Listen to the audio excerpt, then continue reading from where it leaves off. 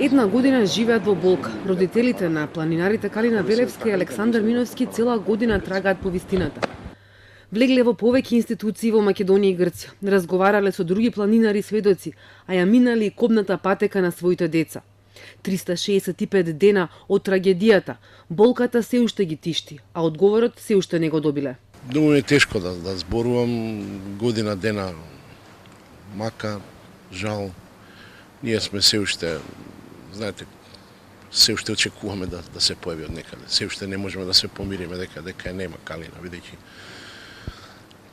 тоа е. Родителите сакаат што побрзо да дознаат вистината за смртта на Калина и Александар, но и во Македонија и во Грција се уште се водат предистражни постапки. За смртта на своето чедо Велевски не сака никого да обвини, затоа што смета дека тоа треба да го направи обвинителството. Сепак потрагата го донела до многу информации поврзани со смртта на неговата ќерка, поради што заклучува дека целата приказна е многу замрсена. Очигледно дека таму имало голем хаос. Но сега кого да обвинувам за тоа? Што да правам?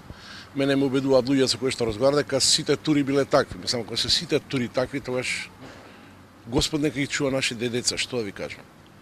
За мене е недопустиво да се дозволи таквата тура воопшто да почне. Значи, ако временските услови биле ненормални, не може сега некој таму да оправдува, па макар бил и прв човек на Федерација, да правда дека тој би покренал таква тура. Од Скопското обвинителство велат дека во декември ги добиле обдукциите, записниците и другите документи од грчка страна, ги превеле и сега ги анализираат. Шефот на обвинителството Рајчев неодамна во интервју за Телма рече дека биле сослушани родителите, десетина сведоци и еден остомничен, а се најавуваат и други сведоци. Се уште го чекаат вештачењето од МВР на телефонот на Калина.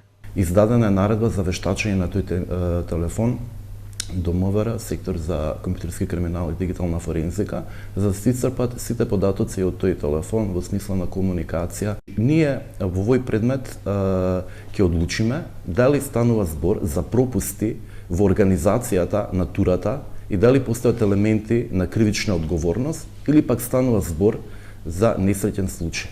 Средбите со планинските врвови, љубовта кон планинарењето, Калина го преточила во десетици репортажи објавени на интернет.